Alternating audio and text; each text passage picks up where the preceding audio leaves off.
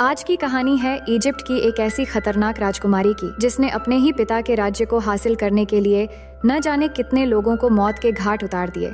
लेकिन आखिर में उसका हाल कुछ ऐसा हुआ जिसके बारे में हम जानेंगे इस पूरी कहानी में। और ये कहानी शुरू होती है लंदन से, जहाँ पर अंडरग्राउंड रेलवे ट्रैक बिछाने का काम चल रहा था, जिसके खुदाई के दौरान ड्रिलिंग करते समय यहाँ पर ताबूतों से भरा एक विशाल कब्रिस्तान मिलता है। और ये बात न्यूज़ के जरिए पूरे इंग्लैंड में फैल जाती है और कहा जाता है कि लंदन शहर किसी वक्त एक विशाल कब्रिस्तान हुआ करता था। जिसके बाद उस विशाल कब्रिस्तान पर रिसर्च की जिम्मेदारी डॉक्टर हेनरी ले लेते हैं। जब डॉक्टर हेनरी वहां पहुंचते हैं तो वहां की दीवारों पर उन्हें इजिप्शियन भाषा में कुछ लिखा हुआ दिखता है, जिसे देखकर वो समझ जाते हैं कि ये कब्रिस्तान इतिहास के अब तक के सबसे बड़े राज को दुनिया के सामने उजागर करेगी। जो दीवारें प्राचीन इजिप्ट के प्रिंसेस एमनेट के जीवन से जुड़े राज खोल रही थीं, जिस प्रिंसेस का नाम इतिहास की पन्नों से मिटा दिया गया था। एमनेट इजिप्ट की गद्दी पर शासन करने के लिए पूरी तरह तैयार थी और उसमें शासन के गुण भी थे और साथ ही वो राजा की इकलौती संतान भी थी। लेकिन एमनेट के रूलर बनने का सपना तब टूट गया जब उसके पिता ने दूसरी शादी कर ली और उसके सौतेली माँ ने राज्य को एक वारिस दे दिया। लेकिन एमनेट अपने रूलर बनने के सपने को किसी भी हाल में पूरा करना चाहती थी, इसीलिए वो बुराई का रास्ता चुनती है और काला जादू के जरिए मौत का देवता सेठ को बुलाती है। सेठ उसके पास आता है और उसे एक खंजर देता है और जैसे ही उसे खंजर देता है उसका पूरा शरीर बदल जाता है और उसके अंदर बुरी शक्तियाँ आ जाती हैं। जिसके बाद वो इस खंजर से अपने पिता और अपने भाई को मार देती है। लेकिन सेठ को वो इंसानी दुनिया में लाना चाहती है, जिसके लिए उसे सेठ को एक इंसानी शरीर देना होगा, इसलिए वो एक इंसान को चुनती है। पर इससे पहले कि वो उस इंसान को सेठ के दिए गए उस खास खंजर से मारती, यहाँ पर राजा के सिपाही आ जाते हैं और एमनेट को पकड़ लेते हैं। उसके बाद उसे जिंदा मम्मी बना दिया जाता है और इजिप्ट से बहुत दूर जमीन की गहराइयों में उसे हमेशा के लिए दफना दिया जाता है। वहीं एक तरफ इंग्लैंड में मिले इस विशाल कब्रिस्तान पर रिसर्च जारी थी, तो दूसरी तरफ मेसोपोटामिया में 2 यूएस सोल्जर निक और वेल एक आर्कियोलॉजिस्ट से चुराए हुए नक्शे वाली जगह पर पहुंचते हैं और यहाँ इन दोनों को इस जगह पर महंगे हीरे जवाहरात मिलने की आशंका थी। अब उन हीरे जवाहरात को हासिल करने के लिए जब निक और वेल वहाँ पहुँचते हैं तो गांव के अंदर दाखिल होते ही वहाँ के लोग इन पर हमला कर देते हैं, जिस हमले से वेल बहुत घबरा जाता है और वो यूएस आर्मी से हवाई मदद मंगवा लेता है। अब यूएस आर्मी की फायरिंग की वजह से हमला करने वाले लोग भाग जाते हैं, लेकिन इस फायरिंग से वहाँ की जमीन में एक बहुत बड़ा गड्ढा निकल आता है। तभी वहाँ आर्कियोलॉजिस्ट जेनी भी पहुँच जाती है और ये वही आर्कियोलॉजिस्ट है जिससे निक ने वो नक्शा चुराया था। वो आकर निक को एक थप्पड़ मारती है और उससे अपना नक्शा वापस मांगती है, लेकिन निक साफ साफ मुकर जाता है। तभी जेनी देखती है कि यहाँ पर हमले के दौरान जमीन के नीचे एक बहुत बड़ा गड्ढा हो गया है, जिसे देखकर वो बाहर से ही अंदाजा लगा लेती है कि इसमें बहुत सारे कीमती चीजें मिल सकती हैं। जिसके बाद यूएस आर्मी के कर्नल ग्रिनवे जेनी को 2 घंटे का टाइम देते हैं उस गड्ढे पर रिसर्च करने के लिए। अब जेनी उस गड्ढे में जाती है और उसकी मदद के लिए कर्नल ग्रिनवे निक और वेल को भी गड्ढे में भेजते हैं। अब अंदर जाने के बाद निक के ऊपर मर्क्यूरी की बूंदें टपकती हैं, जिसे देखकर जेनी बताती हैं कि प्राचीन इजिप्शियन मर्क्यूरी का इस्तेमाल बुरी आत्माओं को कमजोर बनाने के लिए करते थे। इसके बाद वहाँ पर उन्हें मर्क्यूरी का एक पूरा कुआं मिलता है, जिसके आसपास देखकर ऐसा लग रहा था कि यहाँ पर किसी को कैद करके रखा गया है। अब जेनी वहाँ मौजूद चीजों को समझने की कोशिश कर ही रही थी कि निक वहाँ पर कुएं से लटकती रस्सी पर शूट कर देता है और रस्सी के टूटते ही मर्क्यूरी की कुएं से एक बड़ा सा ताबूत निकल आता है और इस ताबूत के निकलते ही अचानक वहाँ पर बहुत सारी मकड़ियाँ आ जाती हैं, जिसमें से एक मकड़ी वेल को काट लेती है। वहीं निक जैसे ही ताबूत की तरफ ध्यान से देखता है तो उसे एमनेट के विजन आने लगते हैं और उस विजन में एमनेट निक से कहती है, तुमने मुझे आजाद किया है और मैंने तुम्हें चुन लिया है। तभी जेनी उसे वापस होश में लाती है, जिसके बाद सभी उस ताबूत के साथ वहाँ से एयरक्राफ्ट से निकल जाते हैं। अब एयरक्राफ्ट के अंदर सब ठीक ही चल रहा था, पर मकड़ी के काटने की वजह से वेल में कुछ बदलाव आने लगा था और वो धीरे धीरे एमनेट के वश में होता जा रहा था। इसके बाद अचानक वेल उठकर ताबूत के पास पहुंचता है और जैसे ही कर्नल ग्रिनवे उसके पास पहुंचते हैं तभी वेल कर्नल पर चाकू से हमला करके उन्हें मार देता है। अब कर्नल को मारने के बाद वो बाकी लोगों की तरफ बढ़ने लगता है, लेकिन निक बाकी लोगों को बचाने के लिए वेल पर गोली चला देता है, जिससे वेल मारा जाता है। तभी बहुत सारे कौवे एयरक्राफ्ट पर हमला कर देते हैं, जिससे एयरक्राफ्ट क्रैश होने लगता है। लेकिन एयरक्राफ्ट क्रैश होने से पहले निक जेनी को पैराशूट के साथ बाहर छोड़ देता है, पर वो खुद इस क्रैश में मारा जाता है। अब अगले सीन में हम देखते हैं कि जेनी को खबर मिलती है कि एयरक्राफ्ट के सारे लोग मारे गए हैं और उसे लाशों की पहचान के लिए मुर्दा घर में बुलाया गया है। मुर्दा घर में निक भी मरा पड़ा था, लेकिन तभी अचानक निक जिंदा हो जाता है और एयरक्राफ्ट क्रैश होने के बाद भी उसकी बॉडी पर कोई भी जख्म नहीं था। निक को समझ नहीं आ रहा था कि वो जिंदा है या फिर नहीं। तभी निक को वेल के आत्मा नजर आती है और वो वेल से पूछता है कि वो जिंदा है या फिर नहीं। तो वेल उसे कहता है कि तुम जिंदा हो, पर अब तुम पछताओगे कि काश तुम मर जाते। पर तब तक मुर्दा घर में जेनी पहुंच जाती है और सब लोग निक को जिंदा देखकर चौंक जाते हैं। वहीं दूसरी तरफ जिस जगह पर एयरक्राफ्ट क्रैश हुआ था, वहां पर जब पुलिस वाले पहुंचते हैं तो एक पुलिस वाला गलती से वो ताबूत खोल देता है जिसमें एमनेट की मम्मी थी। तभी ताबूत खुलते ही एमनेट एक एक करके सभी पुलिस वालों की ताकत अपने अंदर खींचकर अपने शरीर को दोबारा से जिंदा करने लगती है। वहीं इस तरफ मुर्दा घर से वापस आने के बाद निक थोड़ा अजीब महसूस कर रहा था। इसीलिए जेनी निक को समझाती हैं कि वो एक आर्कियोलॉजिस्ट ग्रुप के लिए काम करती हैं और जो ताबूत उन्हें मिला है उस पर लिखे मैसेज से ये पता चल गया है कि उस ताबूत में राजकुमारी एमनेट को कैद किया गया था, जिसका नाम इतिहास के पन्नों से मिटा दिया गया है। और अब आर्कियोलॉजिस्ट ग्रुप को एक खंजर की तलाश है जिस पर एक चमकता हुआ मणि लगा हुआ है और उसी खंजर से एमनेट सेठ को दुनिया में लाने वाली थी। पर अब उस खंजर का वो मणि कहीं खो गया है। लेकिन कुछ दिनों पहले इंग्लैंड में खुदाई के दौरान जो विशाल कब्रिस्तान मिला है उसमें खंजर का वो मणि मिलने की आशंका है। अब इन सब बातों और एयरक्राफ्ट के हादसे को कनेक्ट करने के बाद जेनी को ऐसा लगता है कि उन लोगों ने देवता को शायद नाराज कर दिया था या फिर कुछ और गड़बड़ है। अब निक जेनी की बातों पर कंसंट्रेट नहीं कर पा रहा था क्योंकि उसे हर जगह वेल दिख रहा था। तभी निक घबराकर वॉशरूम में चला जाता है और उसे वहाँ पर भी वेल दिखता है और वो उसे कहता है कि हम दोनों अब श्रापित हो चुके हैं और अब हमें वही करना होगा जो एमनेट चाहेगी। लेकिन निक कुछ समझ नहीं पा रहा था कि ये सब क्या चल रहा है। जिसके बाद वो जैसे ही वॉशरूम से बाहर आता है तो उसे दूर किसी की परछाई नजर आती है और देखते ही देखते बहुत सारे चूहे उसे घेर लेते हैं और एमनेट उसके पास आने लगती है। लेकिन तभी जेनी निक को बचा लेती है। असल में ये सब कुछ निक की कल्पना थी।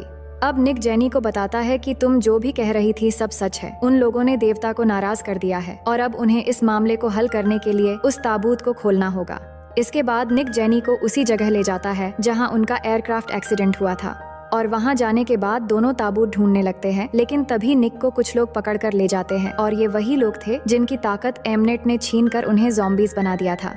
अब वो लोग निक को पकड़ कर रखते हैं और वहाँ पर एमनेट आती है और आकर वहीं खंजर से निक को मारने ही वाली थी कि अचानक रुक जाती है क्योंकि उस खंजर पर वो मणि नहीं था।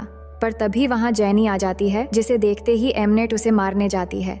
लेकिन निक उन ज़ॉम्बीज को मारकर एमनेट के पीठ में वही खंजर से वार कर देता है जिससे एमनेट कमजोर पड़ जाती है और उसका फायदा उठाकर निक और जेनी बाहर पड़ी एक एम्बुलेंस से वहाँ से भागने लगते हैं। लेकिन उनके पीछे एमनेट के ज़ॉम्बीज पड़ जाते हैं जिनके साथ हाथापाई में उनकी एम्बुलेंस एक्सीडेंट हो जाती है। एक्सीडेंट होने के बाद निक देखता है कि सामने से एमनेट उनके करीब आ रही है। तभी निक उसे रोकने जाता है लेकिन एमनेट उसे मारकर जेनी के पास पहुंच जाती है और आकर उसे मारने वाली ही होती है कि वहां पर जेनी के आर्कियोलॉजिस्ट ग्रुप के लोग आ जाते हैं और एमनेट को पकड़ लेते हैं। इसके बाद वो लोग तीनों को अपने साथ उस जगह ले जाते हैं जहाँ उनके सारे रिसर्चेस चलते हैं।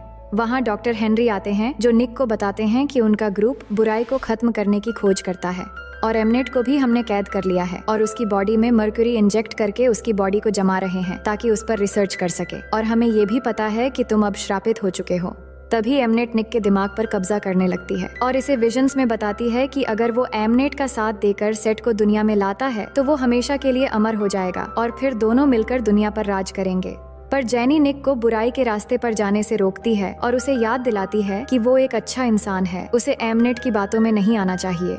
इसके बाद निक डॉक्टर हेनरी से श्राप को खत्म करने का तरीका पता करने जाता है, पर डॉक्टर हेनरी बताते हैं कि ये श्राप तो निक की जान लेकर ही खत्म होगी और वो चमकीला मणि लगा हुआ खंजर से निक की जान ली जाएगी, तभी ये श्राप खत्म होगा। दरअसल डॉक्टर हेनरी का प्लान यही था कि वो जेनी का इस्तेमाल करके निक को बुलाएंगे और उसे मारकर सेठ के श्राप से दुनिया को बचाएंगे और एमनेट की बॉडी को जमा कर उस पर रिसर्च करेंगे। लेकिन जेनी को डॉक्टर हेनरी का प्लान पता चल चुका था, पर इससे पहले कि वो कुछ करते डॉक्टर हेनरी को उनकी बीमारी का दौरा पड़ जाता है। डॉक्टर हेनरी को एक बीमारी थी जिससे वो अचानक मॉन्स्टर बन जाते हैं और इसे खत्म करने के लिए वो एक इंजेक्शन लेते हैं। लेकिन इनके बीच बात होते समय इंजेक्शन में थोड़ी सी देरी हो जाती है जिससे डॉक्टर हेनरी अनकंट्रोल होकर मॉन्स्टर बन जाते हैं। लेकिन उससे पहले वो सभी को कहते हैं कि यहाँ से सब बाहर चले जाओ और सब बाहर चले जाते हैं। लेकिन सिर्फ निक उनके साथ अंदर फंस जाता है और फिर डॉक्टर हेनरी उस पर हमला करने लगते हैं। इसी बीच खुदाई के दौरान मिले वो विशाल कब्रिस्तान से वो चमकता हुआ मणि मिल जाता है और ये बात एमनेट को पता लग जाती है और उस मणि को पाने के लिए एमनेट कुछ मंत्र पढ़ने लगती है जिसके उच्चारण से एक मकड़ी आकर डॉक्टर हेनरी के एक आदमी के कान में घुस जाती है जिससे वो एमनेट के वश में हो जाता है और फिर वो एमनेट के अंदर इंजेक्ट की जाने वाली मर्क्यूरी को रोक देता है, जिससे एमनेट फिर से ताकतवर होने लगती है और वो खुद को आजाद करके बाकी लोगों की ताकत लेकर वो मणि हासिल करने निकल जाती है। वहीं निक और डॉक्टर हेनरी के बीच जो लड़ाई चल रही थी, जहाँ पर किसी तरह निक डॉक्टर हेनरी को उनका इंजेक्शन लगा देता है और वो बचकर निकल जाता है। अब इसके बाद जेनी और निक मिलकर ये तय करते हैं कि वो उस मणि को किसी भी तरह तोड़ देंगे, क्योंकि अगर वो मणि टूट जाएगी तो एमनेट का वो रस्म नहीं हो पाएगी और ये श्राप भी टूट जाएगा। इसीलिए ये दोनों उस मणि को लेने के लिए भागते हैं। वहीं एमनेट अब पूरी तरह आजाद हो गई थी और पहले से बहुत ज्यादा पावरफुल हो चुकी थी। वो अपनी काली शक्तियों का पूरा इस्तेमाल करके निक को पकड़ने की कोशिश करती है और वो अब पूरे लंदन शहर को अपनी लपेटे में ले लेती है और निक का पीछा एक तूफान करने लगता है। डॉक्टर हेनरी के लोग भी उस मकबरे को बंद कर देते हैं जहाँ पर वो मणि है, क्योंकि एमनेट अब वहाँ आने वाली थी। अब इस तूफान के दौरान निक को फिर से अपना दोस्त वेल नजर आता है, जो उसे अपने साथ चलने को कहता है, क्योंकि वो जानता है कि मणि कहाँ पर है। वो निक को लेकर उसी टनल में आ जाता है जहाँ वो उसे बताता है कि मेरा काम अब पूरा होने वाला है, मैं तुम्हें एमनेट के हवाले कर दूंगा और फिर मैं आजाद हो जाऊंगा। तभी निक को जेनी की आवाज आती है जो उसके पीछे आ रही थी, लेकिन तभी निक की तरफ एमनेट की ज़ॉम्बीज बढ़ने लगते हैं। वहीं एमनेट उस मकबरे के बाहर आ जाती है और कब्र में सो रहे सभी लोगों को जागा देती है, जो बाहर आते ही सारे लोगों पर हमला कर देते हैं और जेनी पर भी एक मम्मी अटैक करने वाली थी, लेकिन निक उसे बचा लेता है और वो दोनों वहाँ से भागते हैं। अब एमनेट उस मकबरे के अंदर जाती है और उसे वो लाल चमकता हुआ मणि मिल जाती है और वो उसे अपनी खंजर पर लगा लेती है। वहीं निक और जेनी इस टनल से निकलने का रास्ता ढूंढ रहे थे, लेकिन उन पर एक मम्मी अटैक कर देती है और दोनों पानी में गिर जाते हैं। तभी निक उस मम्मी को मारकर जेनी को बचा लेता है, लेकिन वहाँ पर जेनी के पीछे एमनेट आ जाती है, जो जेनी को पानी के अंदर ले जाती है और निक भी उसे बचाने के लिए नीचे जाता है, लेकिन वो पानी के अंदर से जाते हुए लंदन रिवर के नीचे एक कब्रिस्तान में पहुँच जाता है, जहाँ पर उसे जेनी तो नजर आ जाती है, लेकिन उसके पीछे बहुत सारे ज़ॉम्बीज लग जाते हैं। लेकिन वो उनसे बचता हुआ जेनी को लेकर पानी से बाहर आ जाता है, लेकिन बाहर भी ज़ॉम्बीज थे जो निक को पकड़ लेते हैं। अब निक के सामने जेनी की लाश थी जो पानी में डूबकर मर गई थी। तभी वहाँ पर एमनेट आती है जो निक को फिर से अपनी बातों में फंसाने लगती है, लेकिन निक उससे लड़ने जाता है, पर एमनेट यहाँ निक को बहुत ही बुरी तरह मारती है। लेकिन निक फिर भी हार नहीं मानता और अब वो एमनेट से वो खंजर लेना चाहता था और वो फिर से हमला करता है, लेकिन इस बार एमनेट उसे पकड़ लेती है और वो उसे कहती है कि तुम मौत के देवता बन जाओगे, जिससे तुम मौत पर काबू पूरा पा जाओगे। लेकिन निक को तो बस एमनेट को खत्म करना था, तो वो उसे कहता है कि हम दोनों कभी एक नहीं हो सकते।